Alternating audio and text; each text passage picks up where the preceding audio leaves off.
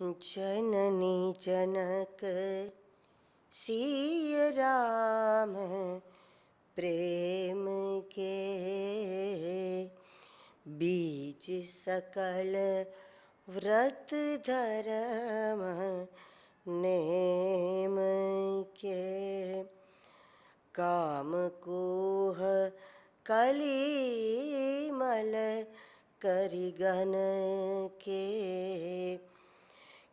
हरि सावक जनमन बन के अतिथि पूछ प्रियतम पुरारी के कामद घन दारिद दवारी के मंत्र महामणि विषय ब्याल के मेटत कठिन कुअंक भाल के जननी जनक सिय राम प्रेम सिय राम प्रेम सिय राम प्रेम के। राम कथा की महिमा के बाद जो रामचरित्र की महिमा गोस्वामी जी ने आरंभ की है, उसमें आगे चलकर वो रामचरित्र के विषय में बता रहे हैं। जननी जनक सिय राम प्रेम के। वैसे धर्म क्षेत्र में बार बार ये बात सुनने को मिलेगी, हर कोई व्यक्ति ये बात करेगा, हर बात में कहीं ना कहीं ये बात आ जाएगी कि भगवान को क्या चाहिए। भगवान तो भाव के भूखे हैं, भगवान तो प्रेम ते प्रगट होई में जाना। अगर कोई सामग्री हमारे पास नहीं है, किसी प्रकार की सामग्री नहीं, लेकिन केवल यदि ईश्वर के प्रति प्रेम हमारे हृदय में है तो अपने आप में वो एक संपूर्ण सामग्री है। और सामग्री अगर राजोपचार वाली सामग्री से कोई पूजा करता है, लेकिन अगर एक वस्तु की कमी है कि उसमें हमारा अपना प्रेम नहीं है भगवान के प्रति, तो न तो हम किसी देवता को संतुष्ट कर पाते, न परमात्मा को प्रसन्न कर पाते। तो ये बात तो बहुत बार आई, लेकिन जब सवाल ये उठता है कि चलो भगवान को तो प्रेम चाहिए, वही संपूर्ण सामग्री है, ठीक है, लेकिन वो कहाँ से लावे। हृदय में भगवान के प्रति प्रेम हो जाए तब तो बात बन गई, क्योंकि भगवान तो बिकने को भी तैयार हो जाते हैं। मीरा ने कहा कि मैंने खरीद लिया, भगवान बिक गए। तो भगवान को खरीदा भी गया, और कौन सा कितने पैसों में खरीदा, तो मीरा ने कहा वो तो आवत प्रेम की तोल। लेकिन ऐसा प्रेम भगवान के प्रति हो, अब इसके लिए कौन सी औषधि हम सेवन करेंगे, और वो औषधि कहाँ मिलेगी कि जो औषधि हम ले ले का टेबलेट ले ले और भगवान के प्रति हमारा प्रेम बन जाए। क्या ऐसा कोई उपाय है हमारे पास? प्रेम तो सर्वोपरि उपाय है, लेकिन प्रेम के लिए कौन सा उपाय है?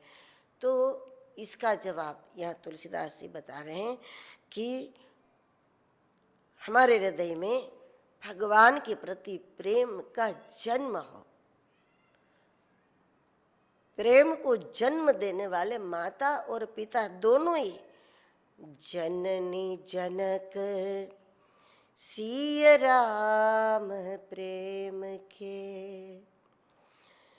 बीच सकल व्रत धर्म नेम के जननी जनक सिय राम प्रेम के।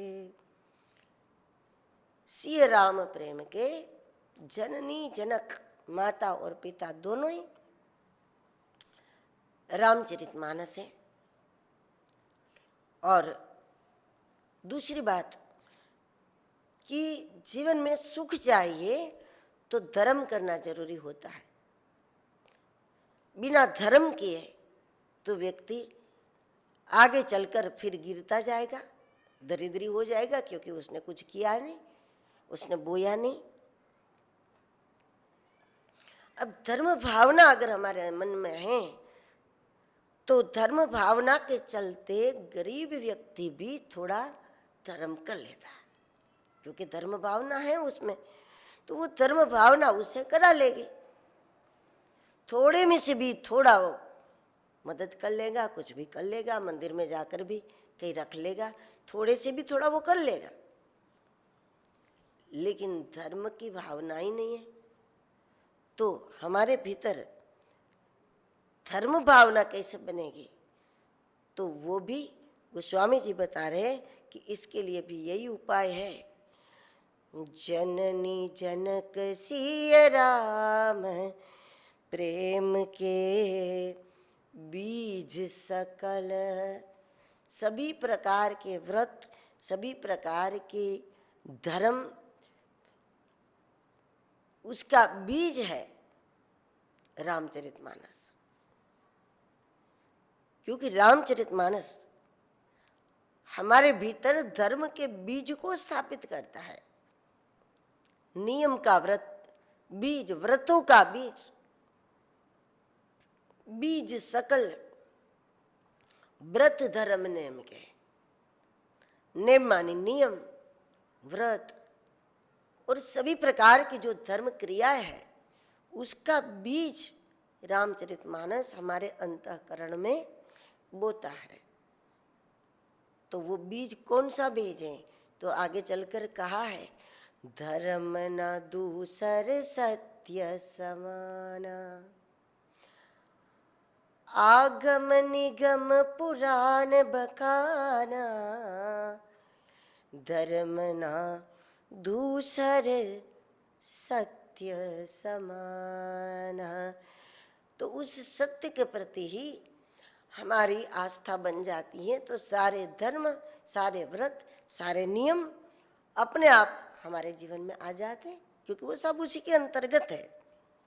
इसीलिए प्रभु प्रेम को जन्म देने वाले माता पिता है, और जब प्रभु प्रेम बन गया तो अपने आप समन पाप संताप शोक के प्रिय पालक परलोक लोक के, समन पाप संताप, फिर समन ताप संताप, ताप का समन हो जाएगा, संतापों का समन हो जाएगा। और इतना ही नहीं कि इस जन्म में हमारा लाभ होगा, लेकिन ये प्रिय पालक, जिस पालक को अपनी संतान अत्यंत प्रिय होती है, तो ऐसे जो पालक हैं, जो अपने प्रिय का, अपने संतान का भविष्य भी सोचता है कि आगे जाकर भी उसको परेशानी ना हो। लेकिन रामचरितमानस तो एक ऐसा पालक है कि जो इसके उपासकों के केवल एक जन्म की नहीं, लोक और परलोक की चिंता करता है। प्रिय पालक परलोक लोक के, अतिथि पूज्य प्रियतम पुरारी के, कामद घन दारिद दवारी के, काम कूह कलिमल करी गन के। काम क्रोध रूपी जितने भी कली संबंधित दोष है, उस सारे कली संबंधित दोषों को यहाँ बताया। हाथी करीगन मतलब हाथियों का झुंड, हाथी थोड़ा परिवार प्रेमी प्राणी होता है।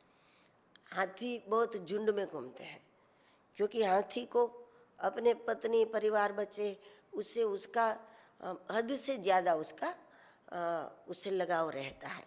इसीलिए है तो ताकतवर, उसको किसी के साथ की जरूरत नहीं है। हाथी अकेला ही काफ़ी है, हथनी अकेली काफ़ी है, उसके छोटे छोटे बच्चे भी अकेले काफ़ी है। लेकिन उसकी जो कुटुंब वासना है, उसके चलते हाथी हमेशा झुंड में रहता है। तो उसी प्रकार हमारे अंदर जो दोष है, वो दोष भी अकेला एक कभी नहीं रहता, फटाफट बहुत सारे दुर्गुणों को निमंत्रण दे देता है, बहुत सारे दुर्गुणों की टीम बना लेता है, अपना एक झुंड बना लेता है। और इसी कारण से अब इतना ताकतवर प्राणी, इतना बड़ा प्राणी, लेकिन जब छोटा सा शेर जंगल में उसके सामने आ जाता है और सिंह की जब दहाड़ सुनता है, तो फिर हाथी पूरा झुंड भागता है। वो ये नहीं सोचता कि हम तो इतने लोग हैं और वो तो छोटा है हमसे। सूंड में पकड़कर उठा के फेंक भी दे हाथी शेर को, लेकिन वो ऐसा नहीं करेगा।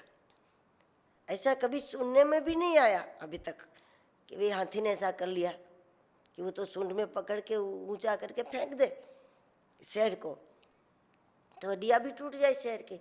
लेकिन वो ऐसा करता नहीं। शेर की दहाड़ सुनकर भी वो भयभीत होता होगा, और तब वो अपना पूरा इतना बड़ा परिवार लेकर के, पूरा झुंड लेकर के वो भागता है।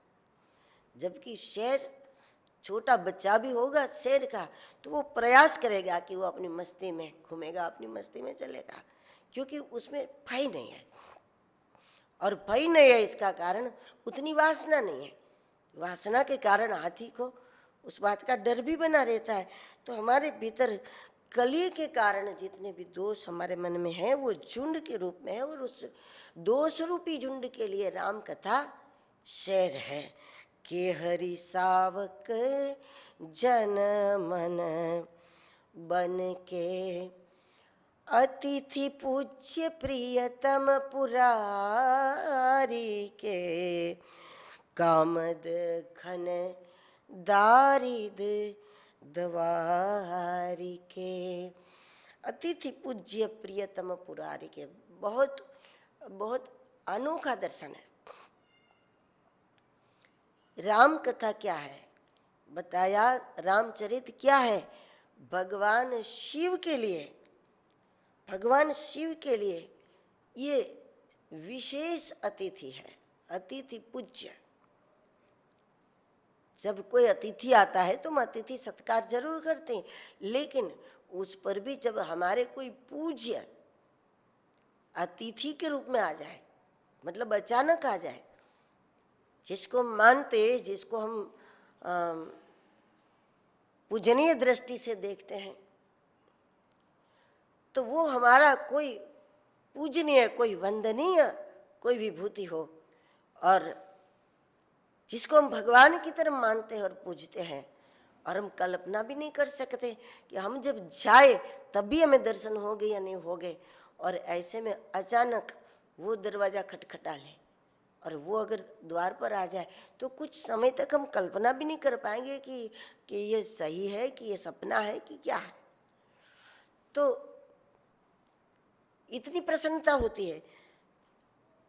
पर राम चरित्र तो ऐसा है कि ये केवल संसार के जीवों के लिए नहीं, शिव के लिए भी, यानी ऐसे ऐसे गुरुजन, ऐसे ऐसे महापुरुष जो अब शिव भाव से मुक्त हो गए, जीवन मुक्त हो गए हैं, ऐसे जीवन मुक्त महापुरुषों को भी जब अचानक कहीं से राम कथा मिल जाए, और तो वो इतने प्रसन्न होते हैं, इतने प्रसन्न होते हैं, शिव प्रसन्न हो जाते हैं, और वो इतने प्रसन्न हो जाते हैं कि उससे बढ़कर उनकी प्रसन्नता का और कोई कारण नहीं हो सकता। अतिथि पूज्य प्रियतम पुरारी के, शिव के लिए परम पूज्य कोई आ गया और शिव जैसे प्रसन्न हो जाए, इससे बढ़कर शंकर की कोई प्रसन्नता। इससे ये तय होता है भगवान शिव को प्रसन्न करने के लिए सर्वश्रेष्ठ कोई धारा है तो वो राम कथा की है, वो सत्संग धारा है। मंदिर में जब शिवलिंग पर अभिषेक करते हैं तो उस समय हमारी ये श्रद्धा है कि शिव को अच्छा लगता है। हम गंगा जल से अभिषेक करते हैं, हम पंचामृत से, शिव प्रसन्न हो रहे हैं, ऐसी हमारी श्रद्धा है और सही है। लेकिन जब राम रस से हम अपने आत्मलिंग का अभिषेक करते हैं तब हमें केवल मानना नहीं होता, हम अनुभूति कर सकते हैं कि महादेव अति प्रसन्न है, अति प्रसन्न। हमारी आत्मा बहुत प्रसन्न होती है, इसका हम अनुभव कर सकते हैं। और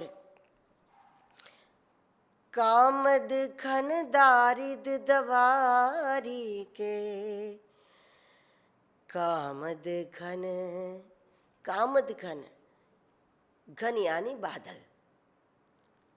बरसता हुआ बादल, बारिश, और कामद घन इच्छित बारिश।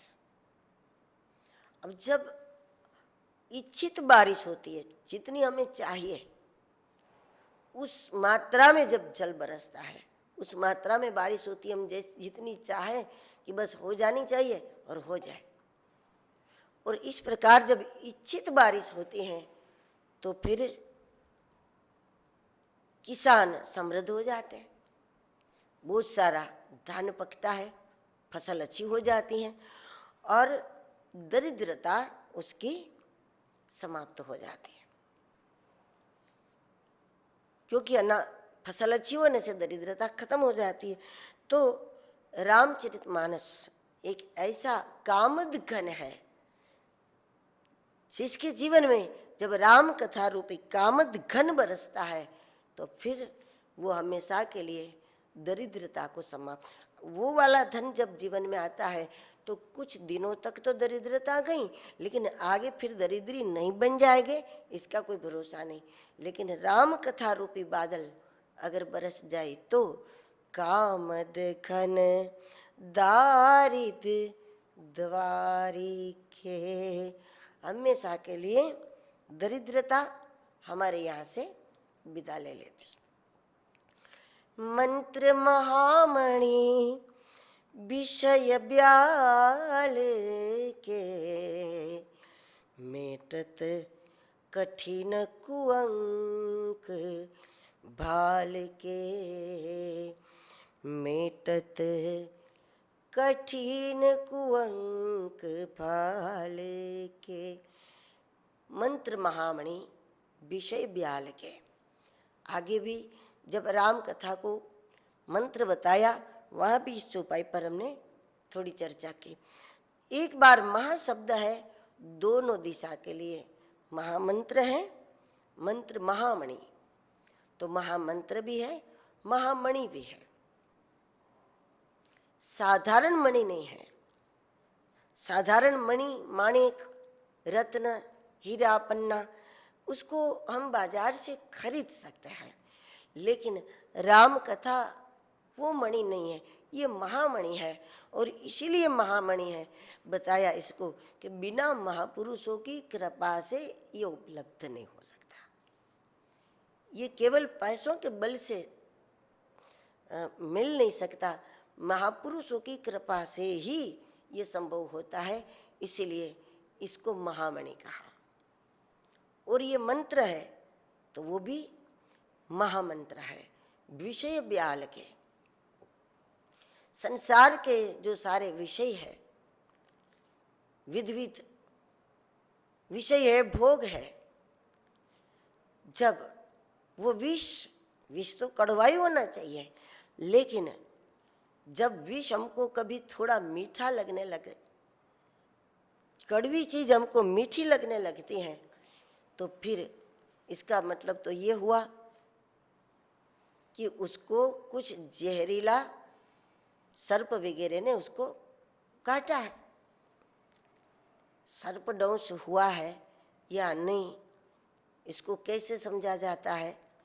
तो विनय पत्रिका में तुलसीदास जी ने कहा, काम भुजंग डसत जब जे ही, विषय नीम कटु लगतन ते ही। सर्पदंश हुआ हो उसको लोग कड़वा नीम खिला के देखते हैं, और जब नीम की पत्तियां भी उसको कड़वी नहीं लगती तो फिर हो गया निश्चित कि इसको सर्पदंश है, जल्दी इसका इलाज करो। उस प्रकार दुनिया में क्षणिक सारी चीजें जो क्षणिक है, अब कोई कितने भी भ्रम में रहे कि अगर हम इतना हमारे पास इतना हो जाए तो फिर 4, 5, 6, 7 पीढ़ी तक फिर सोचना नहीं पड़ता, ये संभव ही नहीं है। कई बार लोग 8, 10, 10 पीढ़ी का कर लेते हैं और अचानक परिस्थिति में कुछ ऐसा बदलाव आता है कि सब 6 महीने, साल, 2 साल में सब कुछ नाश हो जाता है, सर्वनाश हो जाता है। कौन उठा के ले गया, किसने धोखा दे दिया, कैसे देना पड़ा, कैसे चला गया, हमारी लाख कोशिशें उसमें कभी कभी हमको सफल नहीं होने देती। और कभी कभी ऐसा भी होगा कि भाई कुछ भी नहीं है पास में तो कुछ भी नहीं है, लेकिन कमी भी कभी नहीं होती है, हमेशा समय पे हर चीज मिल जाए। तो ये बात जब विषय से हम प्रभावित होते हैं तो विषय हमको मीठे लगने लगते हैं। विषय मीठे लगने लगे तो इसका मतलब यही हुआ कि कहीं ना कहीं इच्छा रूपी सर्पिणी का डस हुआ है कि सबके पास है उतना हमारे पास भी होना चाहिए, या आज हम इतना कर ले तो कम इतना फायदा हो जाएगा। लेकिन ये किसी की चतुराई इसमें काम नहीं करती, क्योंकि प्रारब्ध प्रबल है, भावी प्रबल है। अगर हमारा प्रारब्ध इतना मजबूत है तो देखो सारे करीब करीब सभी संत महात्मा जब घर छोड़कर निकलते हैं तो पहने हुए वस्त्र से निकल जाते हैं, लेकिन उसके बाद देखो तो क्या नहीं होता उनके पास। तो इसके लिए कोई फैक्ट्रियाँ तो नहीं चलाई, लेकिन फिर भी क्या नहीं होता। जब निकले तब तो जूते भी पहन के नहीं निकले थे, और बाद में इतना कुछ होता है कि बड़े बड़े भंडारे कर लेते हैं। कभी कभी तो पूरे कुंभ को भोजन करा देते, पूरे कुंभ के महात्माओं को करा देते। अब बिना जूते पहने निकले थे घर से। तो ये भ्रम है हमारा कि हम चतुराई कर ले तो ये हो जाएगा, हम अभी से इतना व्यवस्था कर ले तो ये हो जाएगा, हम किसी को हटा दे तो ये हो जाएगा, हम किसी को बुला ले तो ये सब भ्रम है। और ऐसा इसीलिए हम लोग कर लेते हैं कि इच्छा रूपी सर्पिणी ने डस लिया तो फिर हमको विषय मीठे लगने लगते हैं, और उन्हीं विषयों को इकट्ठा करने के लिए, हमेशा के लिए अपना कर लेने के लिए हम फिर कई प्रकार के षड्यंत्र, कईयों को पकड़ना, कईयों को हटाना, कई प्रकार की हम मतलब खेल खेलने लगते हैं। उससे केवल हम पाप बटोरते हैं, हाथ कुछ नहीं लगता। तो अगर विषय मीठे लगने लगे हो तो उसका उपाय क्या है? कड़वी चीज कड़वी लगनी चाहिए, उसका उपाय है रामचरितमानस।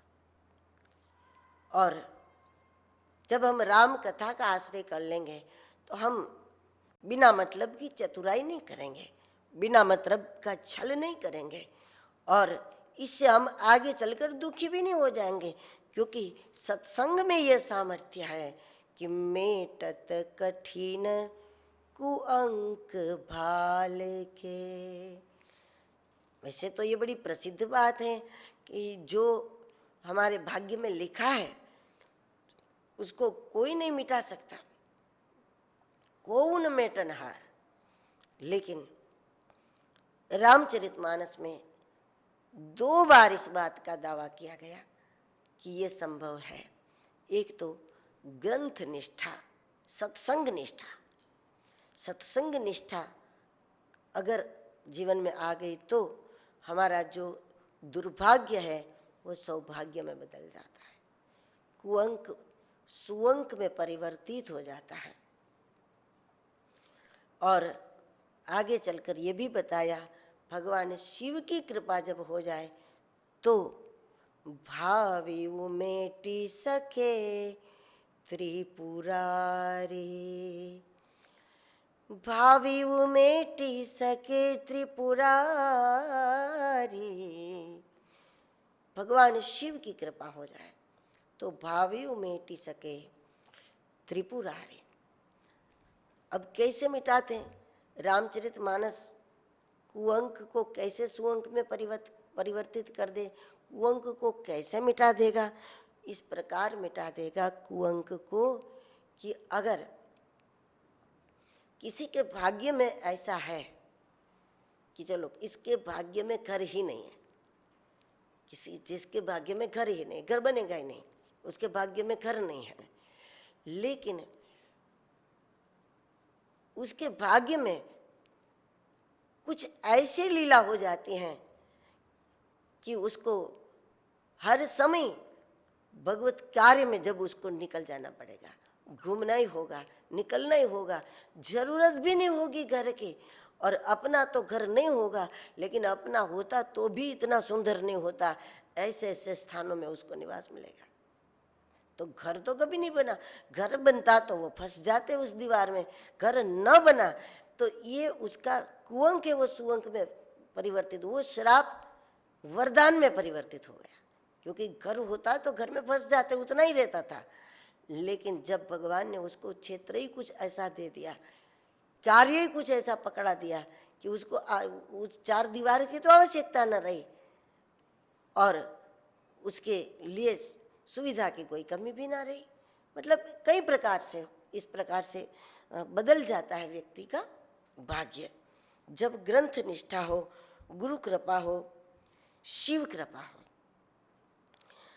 अभिमत दानी देव तरुबर से, सेवत सुलभ सुखद हरिहर से। राम कथा अभिमत दाता है, तत्क्षण देना शुरू कर देता है। जैसे कि हमने इसका सहारा लिया, तत्क्षण राम कथा मतलब सत्संग, हमने सत्संग का सहारा लेते ही हमको जीवन में लाभ शुरू हो जाता है। ऐसा नहीं 6 महीने बाद लाभ हो, 2 साल बाद लाभ हो, 10 साल बाद हो, नहीं, सत्संग का आसरा लिया उसी सेकंड से हम घाटे में होते ही नहीं है, हम लाभ में होते उसी सेकंड से। और इसीलिए कहा कि ये देवतरु बर से, देवतरु यानी कल्प वृक्ष है, कल्प वृक्ष है। और इस प्रकार का कल्प वृक्ष कि वो नहीं कि जो हम कामना करें वो दें, हमारे लाभ के लिए जो कुछ है वो अपने आप ही देने लगता है। हमको भी नहीं पता कि हमारा लाभ किसी में है किसी में नहीं है, खुद का जानते हैं, लेकिन ये तो जानता है। तो बिना कामना किए, बिना मांगे, जिससे हमारा कल्याण है वो सब देता है। और सेवत सुलभ सुखद हरिहर से, इसका सेवन भी बहुत सुलभ है, चाहे पाठ कर लो, चाहे पढ़ लो, चाहे सुन लो। और कितना सुलभ, तो बताया हरि हर के समान। तो यहाँ ये भी स्पष्ट होता है कि श्री हरि की भक्ति, भगवान शिव की भक्ति, श्री हरि को प्राप्त करना, भगवान शिव को प्राप्त करना, अगर कोई मानते हैं कि बहुत जटिल है और बहुत कठिन है, तो ऐसा नहीं। क्योंकि मानस की जब सुलभता बताई तब मानस की सुलभता को जोड़ दिया हरिहर के साथ कि मानस इतना सुलभ है, इतना सुलभ कि जितना हरिहर सुलभ है, जितना शिव को प्रसन्न करना सुलभ है, जितना श्री हरि को प्रसन्न करना सुलभ है। और रामचरितमानस को कहा रामचरित राकेश कर, सरिस सुखद सब काहू, सज्जन कुमुद चकोर चित, हित विशेषी बढ़लाहू। राम कथा को चंद्र भी बताया और चंद्र से अमृत प्राप्त होता है जगत को। उसी प्रकार जो लोग जप तप करते हैं, साधना करते हैं, ध्यान आदि खूब करते हैं, उनको तो बहुत ज़रूरी है कि वो रामचरित का आश्रय करें। क्योंकि जब तप अनुष्ठान आदि बहुत करने वाले जब सत्संग नहीं करते हैं तो उसको अध्यात्म का भी ताप बनता है। आधिदैविक, आधि भौतिक और आध्यात्मिक भी एक ताप है। और अध्यात्म का आनंद रहे लेकिन ताप न लगे, इसके लिए भी मानस का आश्रय जरूरी है। चंद्र के साथ सारे नक्षत्र जुड़े हैं, तो राम कथा चंद्र है, तो जितनी भी स्तुतियाँ है वो सब नक्षत्र है। रामचरितमानस रूपी चंद्र के सारे नक्षत्र है, वो सारी स्तुतियाँ। इसलिए रामचरित राकेश कर, सरिस सुखद सब काहू।